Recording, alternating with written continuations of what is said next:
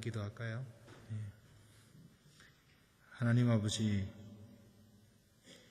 주의 성령께서 감동으로 기록하신 이 말씀을 앞에 두고 다시 한번 간구하며 구하옵나니 동일한 성령께서 저희의 심성에 역사하셔서 감동해 주시고 말씀을 깨달아지는 대로 살아갈 수 있는 용기와 담력을 주시옵소서.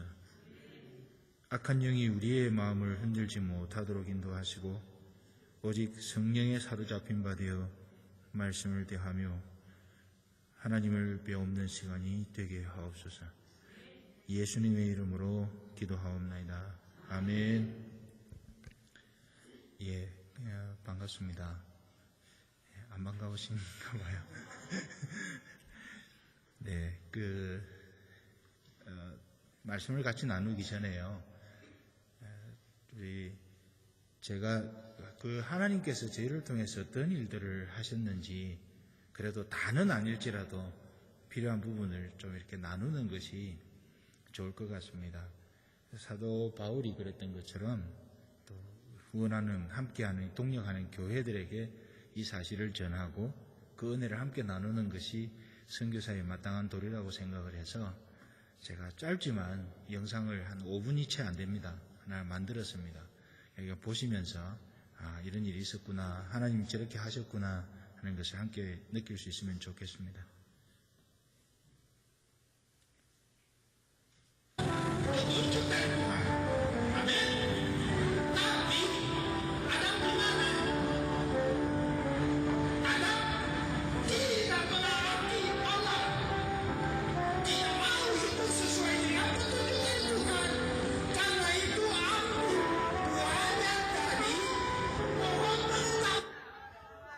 저희가 살고 있는 동네에 한 집이 이사를 하는 중입니다. 전기가 연결이 안 돼 있어서 이사하는 데 별로 어려움이 없습니다.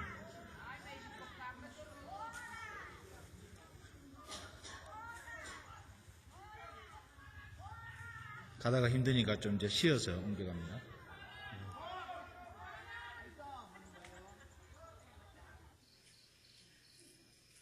예. 우리 현지인들이 이렇게 하루 일과를 마치고 이렇게 함께 거의 매일 구역 예배를 드립니다.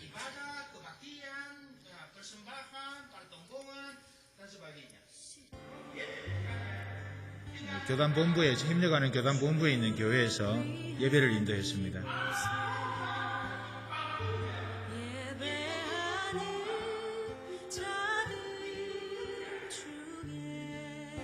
예배를 마치고 나서 그냥 집에 가지 않습니다. 함께 찬양하고 노래하고 춤추고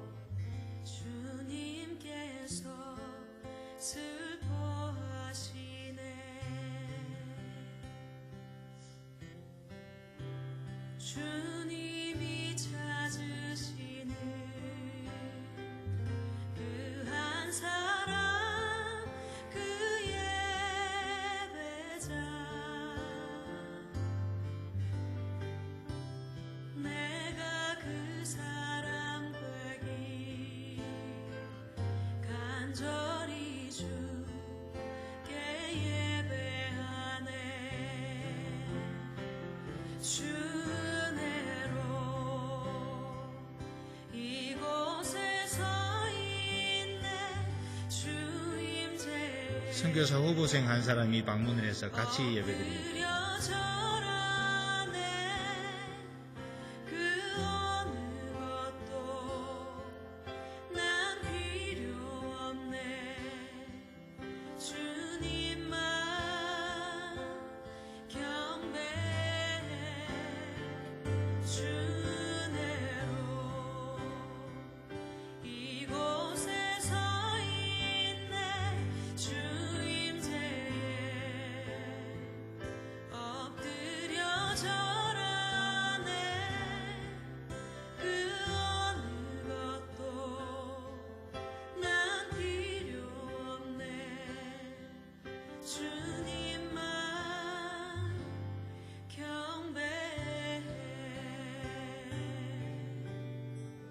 이 시간 우리의 모습을 돌아봅시다. 주님이 찾으시는 한 사람, 그 예배자 되기를 원합니다.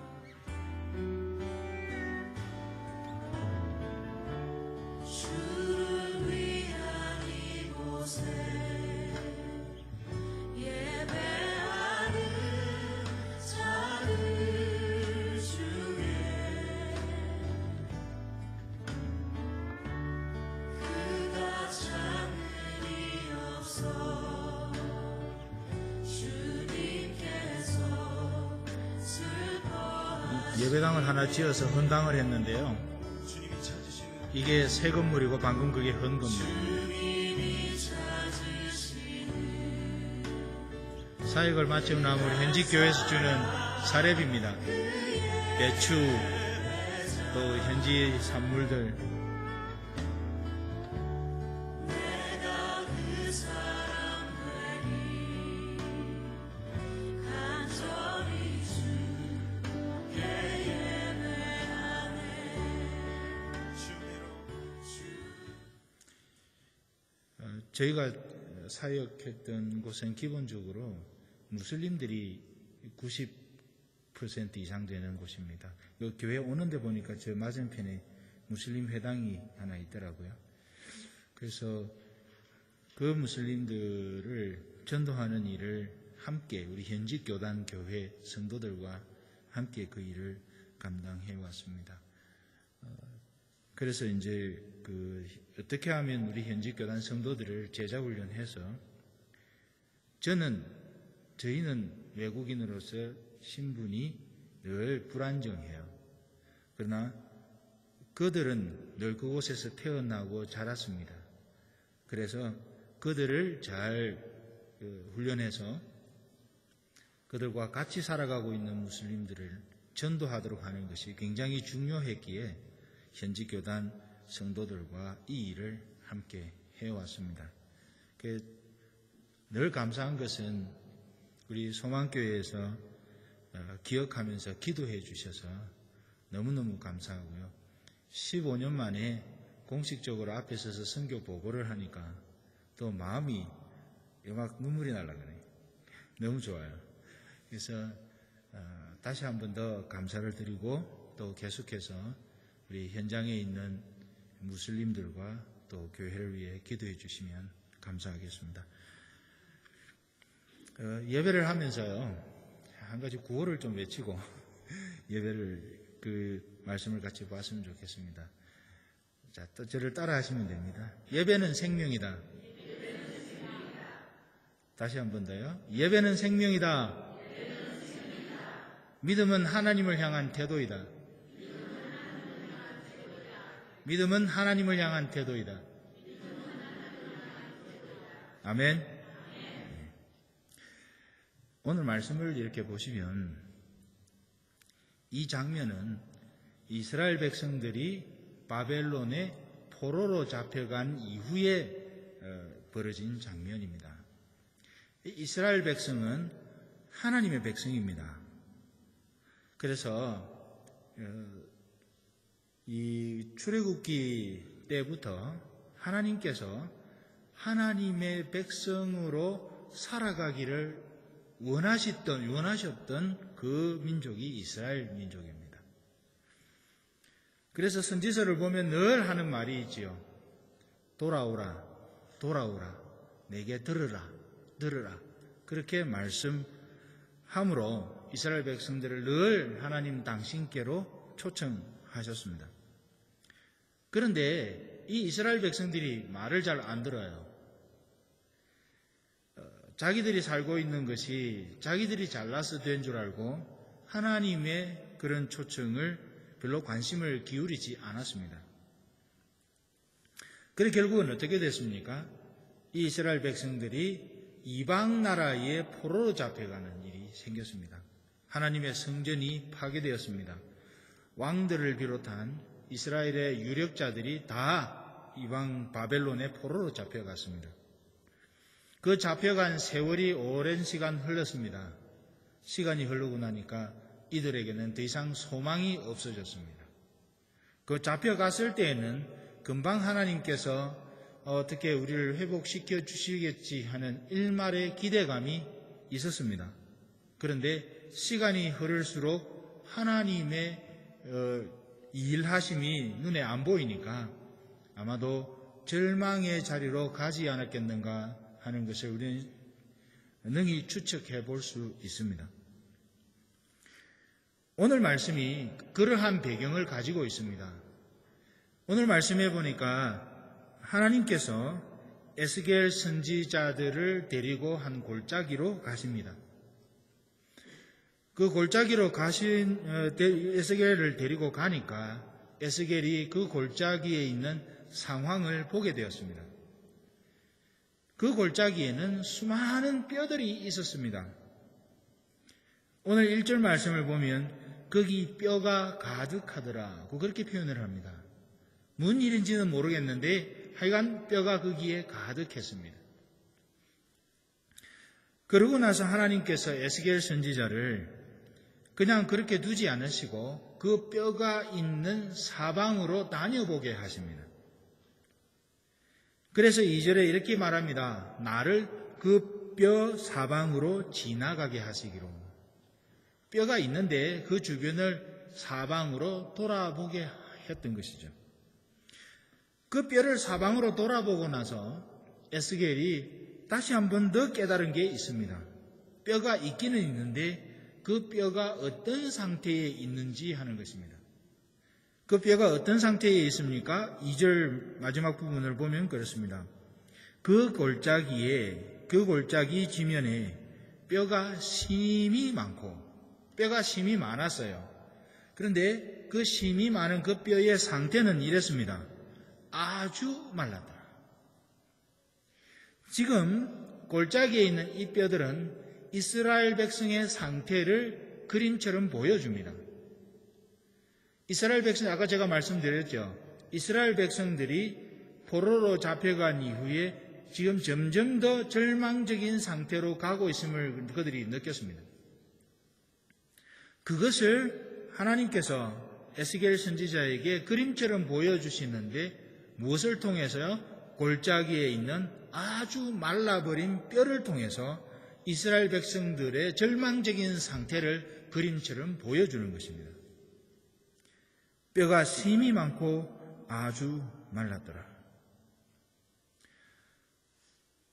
사람은 자기의 상태를 정확하게 직시하는 것이 하나님의 역사의 시작입니다.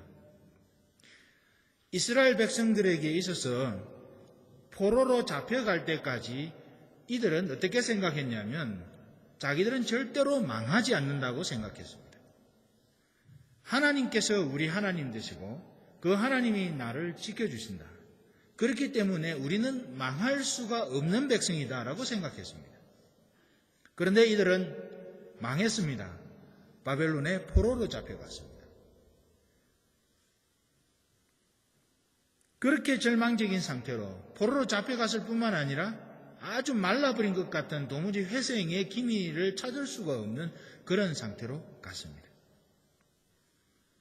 하나님께서 그것을 보여주시면서 이제 내가 일하겠다, 너희를 살려주겠다라고 하는 메시지를 3절부터 전합니다. 인자야, 이 뼈들이 능히 살 수 있겠느냐 하시기로 내가 대답하되 주 여호와여 주께서 아시나이다.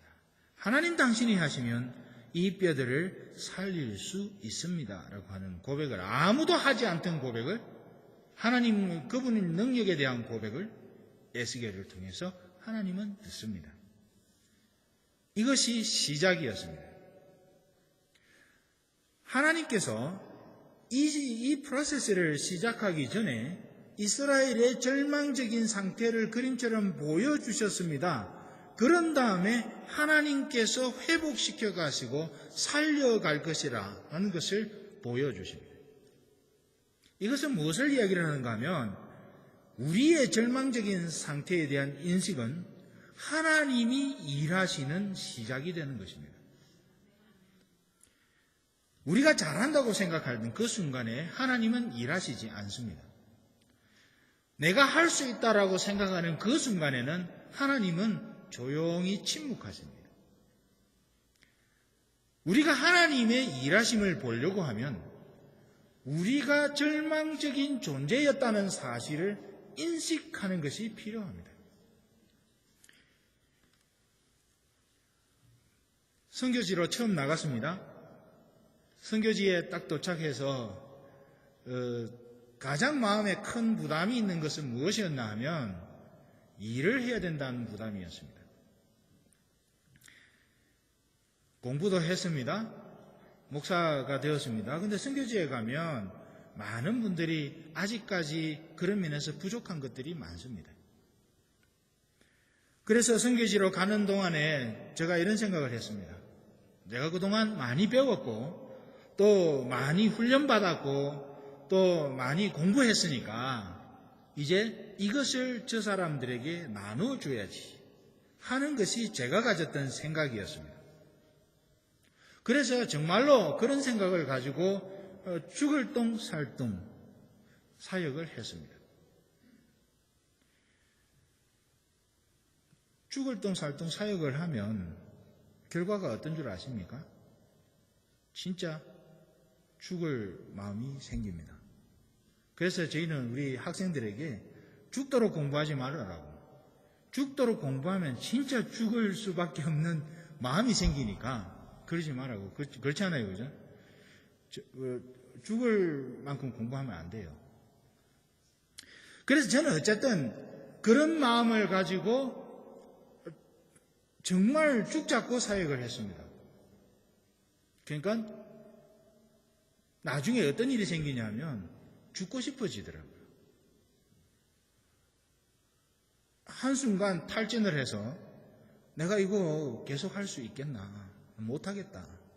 그냥 성도들 보기 미안하고 성도들 열심히 기도하고 헌금하고 하셨는데 내가 지금 이런 이 지경이 되어 있는 것, 탈진해서 이 지경이 되어 있는 것을 알면 얼마나 창피스럽냐. 그렇게 생각했어요. 그래서 그냥 확 죽어버릴까? 지금은 그렇진 않아요. 근데 그때 당시에 확 죽어버릴까 하는 그런 충동이 느껴졌습니다. 그런데 하나님께서 그 과정에서 저의 모습과 하나님을 직시하게 하셨어요. 마태복음 3장 13절 이후의 말씀과 마가복음 3장 13절에서 15절까지의 말씀과 마태복음 7장 21절부터 23절까지의 그 말씀을 통해서 뭐가 잘못되었는지를 깨닫게 하셨습니다. 마가복음 3장 13절 이후의 말씀을 보면 거기에는 12명의 제자를 예수님이 이렇게 불러 세우는 장면이 나옵니다. 그 12명의 제자를 불러 세우시면서 이 12명의 제자들에게 임무를 부여하시는데 그 임무의 가장 앞에 나오는 프라이어리티가 있는 임무가 뭔가 하면 뭐 귀신도 쫓아내고 뭐 전도도 하고 그게 아니었습니다.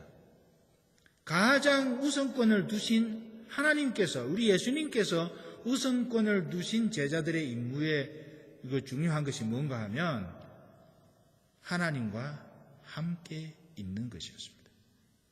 이는 먼저 나와 함께 있게 하시고 하나님과 친밀한 관계로 가는 것이었습니다.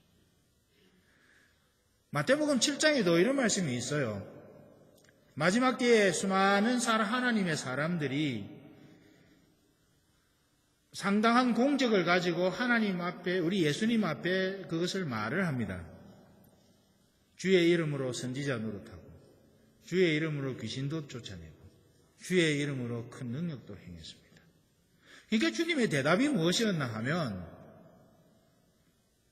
나는 너희를 도무지 알지 못하니 불법을 행하는 자들아 내게서 떠나가라.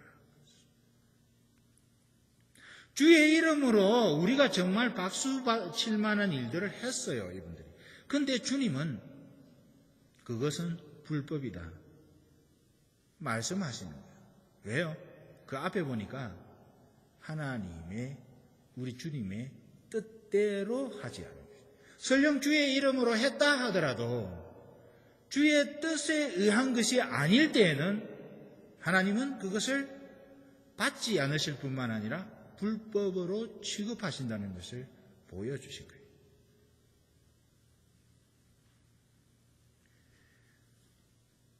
하나님의 역사를 기대하려면 자신을 똑바로 하는 것이 중요합니다. 그런데 이스라엘 백성들은 이런 절망적인 상태로 가기까지 자신을 몰랐어요.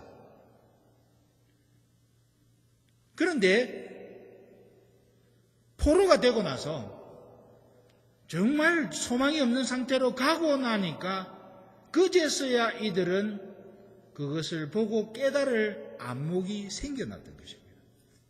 그래서 그때가 되었으면 주님께서 이제 일을 하시겠다라고 하는 증거로 지금 이 말씀들을 하고 계시는 것입니다.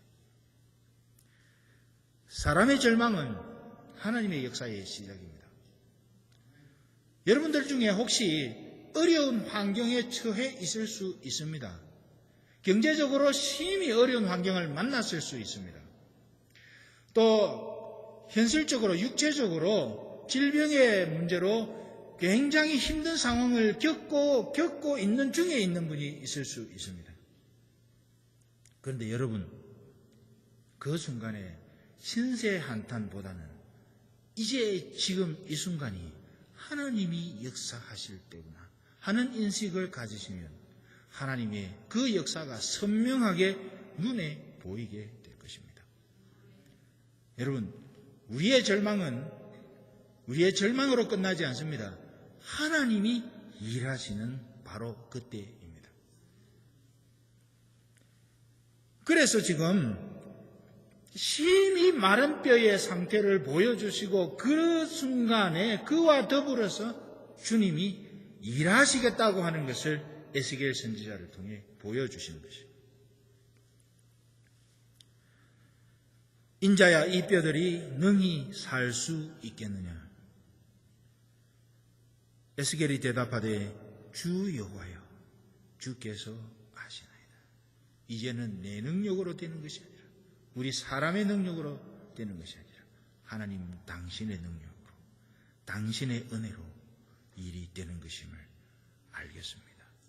에스겔, 이스라엘 백성을 대표하여 에스겔이 이런 고백을 하는 것이에요. 여러분, 우리도 이런 고백을 하면서 사십시다. 하나님, 우리가 보기에 불가능한 상황, 나의 절망적인 상황 때문에 도무지 소망이 없어 보이는 이 상황에도 불구하고 하나님, 당신은 하십니다. 당신의 때가 이 때입니다. 하나님, 나를 불쌍히 여겨 주시옵소서. 이 고백이 저와 여러분의 고백이 되었으면 좋겠습니다. 그래서 이제 에스겔이 하나님의 뜻을 따라서 대언을 합니다.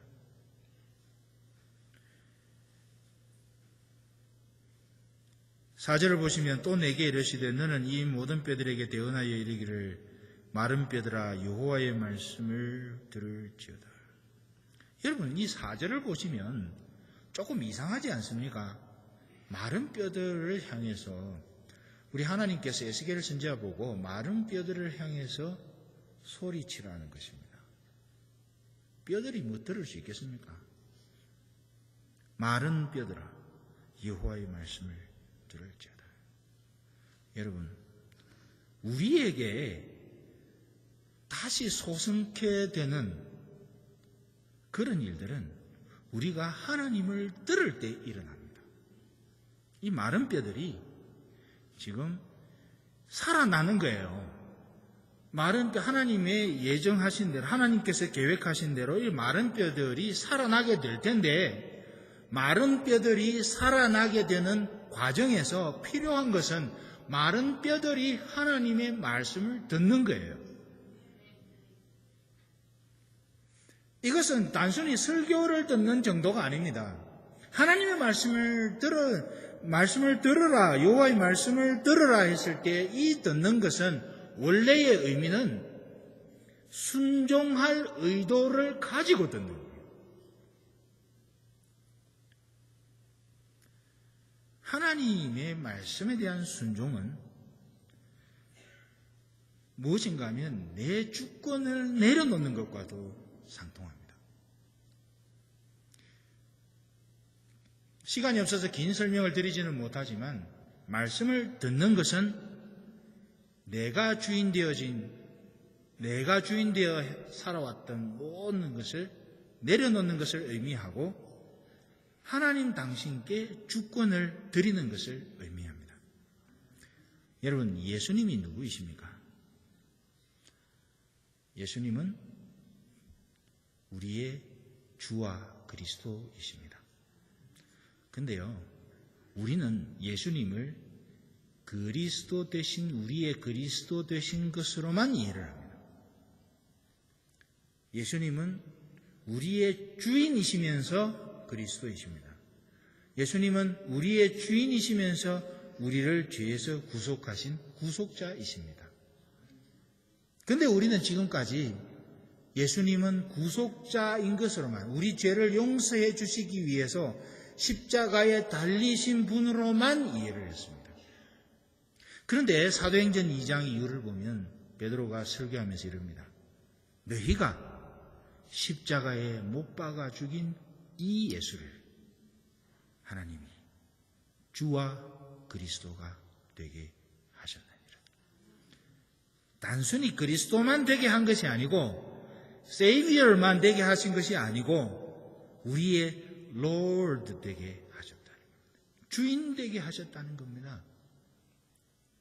그것은 베드로 당시에만 해당되는 말이 아니었고 하나님께서 사람을 창조하신 그 순간부터 하나님은 우리의 인생의 모든 삶에서 주권을 행사하기 원하셨습니다.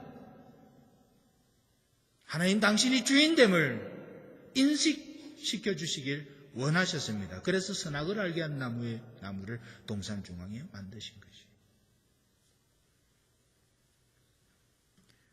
여호와의 말씀을 듣는 데서부터 그분의 주인 되심을 인정하고 그분의 말씀에 기꺼이 순종하고자 하는 마음을 가지고 여호와께 귀를 여는 순간부터 거기에는 생명이 작동을 하는 것입니다. 여러분, 하나님의 말씀을 들으십시다. 우리의 찬송 중에 이런 찬송이 있습니다. 내가 주인 삼은 모든 것 내려놓고, 끝까지는 제가 다 못 부르겠습니다. 중요한 건 그 부분입니다. 내가 주인 삼은 모든 것 내려놓고 하는 부분이에요. 여러분의 삶에 여러분 정말 그리스도인이십니까? 정말 그리스도께 미친 사람들입니까? 초대교회 때 그리스도인이라는 이름을 붙일 때는 그리스도쟁이들, 예수쟁이들, 예수에 미친 사람들, 이런 뜻입니다. 여러분 정말 예수님께 미친 존재입니까? 예수님의 주인 되심이 너무 감격스러워서 나의 모든 결정권과 주권을 그분께 내어드리고도 우리에게 기쁨이 있습니까? 아니면 혹시 하나님이, 우리 주님이 나를 당신의 뜻대로 이끌어갈까 봐 겁나서 도무지 헌신하겠다는 말을 못하시는 그런 상태에 있습니까? 주님은 그런 분이 아니시잖아요. 우리가 주권을 내어드릴 때 우리의 행복과 우리의 기쁨을 위해서 하나님 당신의 계획을 가지시고 그 계획대로 우리를 인도해 가십니다. 우리가 우리의 삶대로 내가 내 주권을 행사하면서 내가 내 인생은 나의 것을 외치면서 그렇게 살아가는 존재들이 항상 부닥치는 문제는 해결할 수 없는 어려움과 힘든 상황이에요. 그러나 우리가 내가 내 인생을 나의 것을 외치지 않고 내 삶의 주권을 주님의 손 아래 내어놓을 때에는 주님은 당신이 우리를 행복하게 하고 우리를 기쁘게 하고 우리를 이름을 높이시려고 당신의 계획을 가지시고 우리의 삶을 이끌어 가신다는 것을 저와 여러분이 이 시간에 반드시 기억해야 할 필요가 있습니다. 주님은 우리를 위협하는 분이 아니세요. 겁나게 하는 분이 아니세요. 하나님은 우리를 행복하게, 주 안에서 누리는 기쁨이 있도록, 그렇게 인도해 가기를 원하세요. 여러분, 그러려고 하면 우리가 해야 될 일, 하나님께 들어야 돼요. 생기 있는 삶을, 정말 생명 있는 삶을 살아가려면 그분께 들어야 돼요. 그분의 주권을 인정하고 그 주권을 다 내어놓는 삶을 사셔야 합니다. 여러분, 주님의 주권을 인정하지 않고 제가 제 마음대로 사역하니까요, 제가 죽겠더라고요. 아까 제가 말씀드렸잖아요. 근데 주님께 주권을 다 내어드리고 하나님 당신이 하십시오 하고 저는 아무것도 없이 다 내어드리니까 주님이 일하시는데 방금 보신 그런 일들을 하나님 당신이 하시더라니까요. 하나님 그런 분이세요. 하나님은 우리를 그렇게 다루시는 분이세요. 하나님께서 에스겔 선지자에게 너는 이렇게 말해라. 너희 마른 뼈들아 여호와의 말씀을 들을지어다. 거기에서부터 다시 살아남의 역사가 있다. 거기에 생명이 있고 그것을 통해 너희가 회복하게 될 것이라는 것을 암시적으로 보여주는 거예요. 그래서 뭐라고 그럽니까? 에스겔이 합니다. 그대로 대언을 합니다.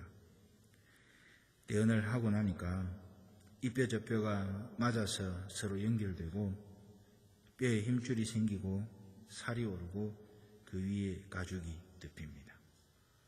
그런데 문제는 거기에 보니까 8절에 그 속에 생기는 없더라. 사실 이거 굉장히 심각한 문제이지 않습니까? 생기가 없어요. 우리가 옛날에는 이스라엘 백성들까지 언급할 필요도 없습니다. 우리가 옛날에는 어둠의 권세에 있던 사람들이잖아요. 다시 말하면 완전히 황폐화되어서 죄가 시키는 대로 죄를 먹고 마시면서 어둠의 권세가 시키는 대로 그렇게 살아왔던 사람들이에요. 그래서 베드로전서 2장 9절에 사도 베드로는 이렇게 말합니다. 너희를 어두움에서 불러내어 그의 귀한 빛에 들어가게 하신 그분. 하나님 예수님을 묘사하면서 그렇게 묘사하죠. 우리를 어두움에서 불러냈다고요. 우리는 어두움에 속한 백성들이었습니다. 우리가 말로 아무리 부인해도 예수 그리스도가 우리 삶의 주인 되기 전 그 순간에는 우리는 어두움에 속한 사람들이었어요. 절망적인 상태에 있었던 사람들이었어요. 그런데 어느 한날 그 주님이 우리에게 복을 주셨어요. 우리로 하여 살이 붙게 했고 뼈가 이렇게 맞아들게 했고 그 다음에 그 위에 힘줄이 생기게 했고 그 위에 살이 붙게 했고 그 위에 가죽이 덮여서 오늘처럼 우리가 멀쩡한 모습으로 살 수 있게 만드신 거예요. 그런데 간혹 우리가 겪는 문제는 그 속에 생기가 없다 하는 문제입니다. 이렇게 버젓이 보여요.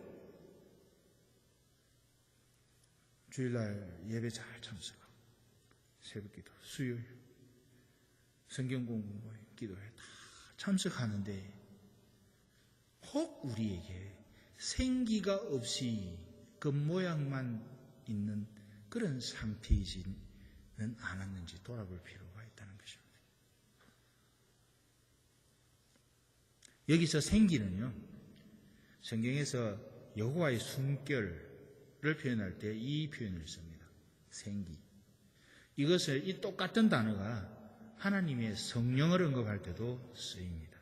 물론 그것을 그렇게 다 그렇게 할 수는 없지만 우리가 개연성을 가지고 해석해 볼 수 있는 것은 이 생기는 성령 하나님의 영향력이라고 해석을 해도 무리가 없습니다.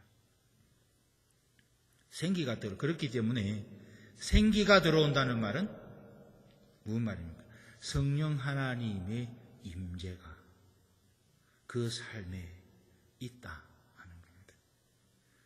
그냥 보기에 뼈가 맞아져 있고 살이 덮이고 근육이 생기고 가죽이 덮여 있으니까 뭐 괜찮은 사람인가 보다, 우리의 신앙생활이 그럴 수 있습니다. 그런데 우리의 신앙생활이 정말 능력 있는 모습으로 주님 앞에 쓰임을 받기 위해서는 그 속에 생기가 돌아야 되는데, 하나님의 숨결이 거기에 돌아야 되는데, 성령 하나님의 영향력이 우리의 삶에 잦아들어야 되는데, 여러분, 정말 여러분들이 하나님께 쓰임 받기를 원하시는 만큼 성령 하나님이 우리의 삶을 주장하시고 우리의 삶에 함께 하시고 임재하시도록 하는 그것에 대한 갈망함을 마음 깊은 곳에서부터 가지시기를 바랍니다. 성령 하나님이 움직이시니까, 성령 하나님이 그 삶에 개입하시니까 어떤 일이 벌어졌습니까? 마지막 줄 말씀입니다.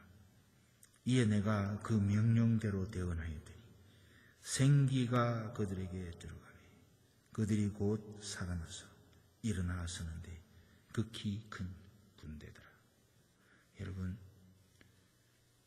완전히 말라서 소망 없던 이 뼈들이 하나님의 말씀을 듣고 그 안에 생기가 도니까 이 뼈들이 전부 뭐가 됐어요? 하나님의 큰 군대가 되었다. 여러분은 군대입니다. 내가 비록 세상에는 이렇게 살아도 여러분은 군대예요. 어떨 때요? 성령 하나님께 매일 때, 우리가 하나님의 말씀을 들을 때에, 순종하려고 하는 말씀을 듣고 그분께 주권을 내어드리고 성령 하나님의 영향력이 우리 삶을 지배할 때에 마른 뼈와 같이, 아주 말라버린 마른 뼈와 같이 아무런 능력도 없어 보이는 우리 모두는 하나님의 큰 군대가 되어 하나님의 역사를 감당하는 자리로 갈 수 있다는 거예요. 여러분, 근데 세상이 만만치 않아요. 지난 한 주간 동안 정말 기쁨과 감사로 열심히 살고 내 일한 바 손에 소득대로 내가 먹고 살고 그러다가 오신 분이 있으세요. 우리가 세상에 발을 딛고 사는데 우리는 세상의 사람이 아니잖아요. 하나님 나라의 시민권을 가진 자들이에요.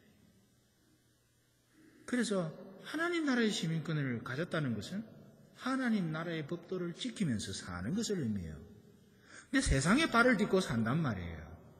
근데 하늘나라의 법도를 지키면서 산다는 것이 이 둘 사이가 굉장한 갈등 관계예요.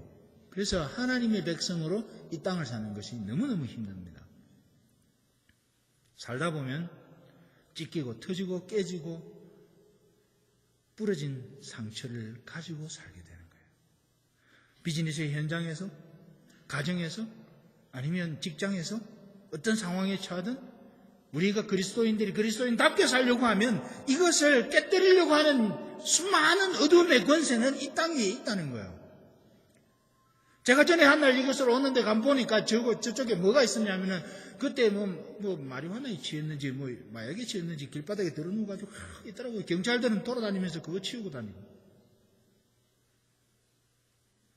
하나님의 방식대로 살아가려고 하는 이 땅 위에는 이 하나님의 방식을 대적하는 요소들이 얼마나 많은지 몰라요. 그래서 우리는 늘 그런 땅에서 살다 보면 우리가 깨지고 터지고 부러지고 그런 모습으로 상처를 받으면서 살 수밖에 없는 존재예요. 그러나 그것이 내가 하나님의 백성으로 살려고 하는 흔적이에요. 그래서 하나님의 백성으로 살다 보면 깨지고 터지고 머리에 피나고 교회 바깥에서 혼자 자기 직장에서 자기 삶의 일터에서 그러다 보면 마음에 어떤 생각이 들어요? 나 혼자 이런 일 당하나? 나 혼자 다른 사람은 뭐 괜찮겠지. 나는 왜 이러나? 이런 생각이 들잖아요. 근데 교회로 와요? 한 주간 그렇게 힘들게 살다가 교회로 와요? 근데 교회로 오면 어떤 생각이 들어요? 나만 깨지고 터지는 줄 알았는데 보니까 김지사님, 이사님, 권사님, 장로님 다 보니까 다 저기도 하나님 말씀대로 이 땅에서 살려고 하다가 터지고 깨진 흔적을 가지고 쩔뚝거리면서 교회 문을 들어오는 거예요.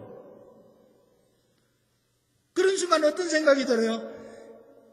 정말 서로가 서로를 위로하지 않고는 견딜 수 없는 마음들이 있잖아요. 권사님, 장로님, 목사님, 집사님 수고했습니다. 한 주간 고생 많았죠. 싸울 틈이 어디 있어요? 그렇게 그런 마음 가지고 예배당에 딱 나왔는데 찬송을 부르는 순간부터 가슴이 찡하고 울리면서 하나님 나를 복 주셔서 감사합니다. 그런 마음 들지 않겠어요? 그 말씀을 듣는데 그 말씀이 내 가슴을 울리고 내 심장을 울리는 거, 그 말씀이 영적 에너지가 되어서 내 삶을 다시금 리바이털하게 만들어요.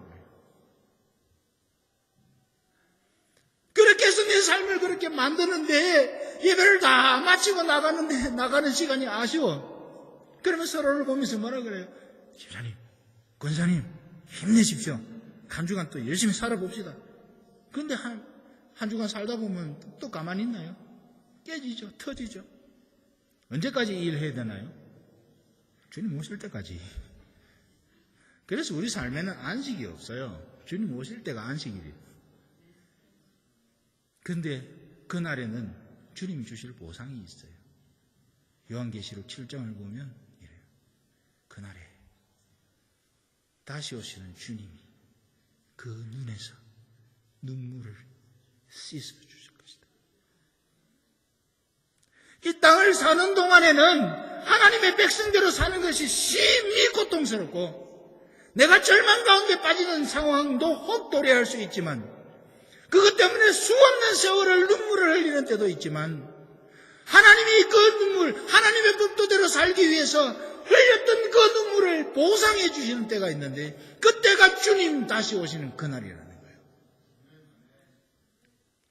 여러분, 주님이 우리 눈물 닦아주시는 하나님, 내가 하나님 말씀대로 살려고 하는데 너무너무 힘들어. 너무너무 고통스러워. 세상이 내 삶을 인정해 주지 않아. 하나님 죽겠어요. 예배당에 올 때마다 눈물 나. 마음으로 늘리는 눈물이 있어.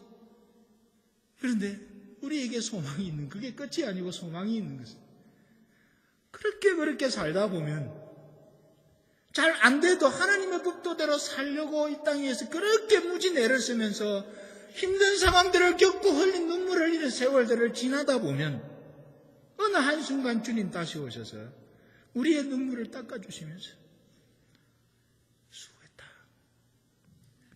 수고했다. 이제 고생 끝났다. 내 품에 안겨. 이제 고생 끝났다. 수고했어. 그러시면서 우리를 맞아주시는 그날이 온다는 거예요. 여러분,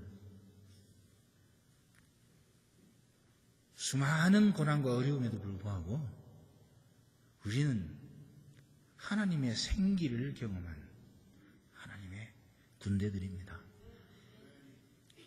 혹 당할 수 있는 이 땅 위에서의 고난에 마음이 흔들리지 마시기를 바랍니다. 중요한 것은 우리가 하나님의 말씀을 듣는가 하는 것이고 그분 하나님께 내 주권을 내어드리는가 하는 것이고 그것으로 말미암아 매 순간 하나님의 성령의 영향권 아래 내가 있는가 하는 것입니다. 여러분, 우리 이렇게 좀 사십시다. 그래 안 하면 선교도 요즘 젊은이들 잘 쓰는 말로 꽝이에요, 꽝. 거창하게 프레젠테이션 한다고 박수 칠 거 하나도 없어요. 하나님이 일하시는 증거가 있어야죠.